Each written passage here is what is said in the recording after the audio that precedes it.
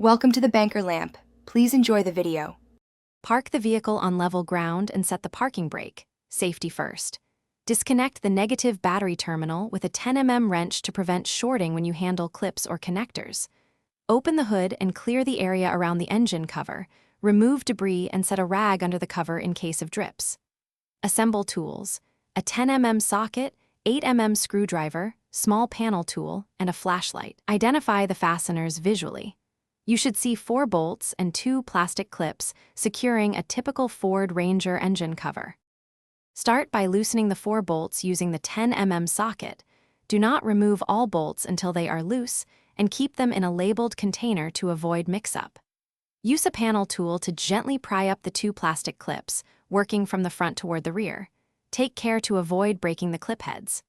Before removing the cover, disconnect 2 electrical connectors and any vacuum or breather hose fastened to it. Then lift the cover rear first to clear intake components without snagging.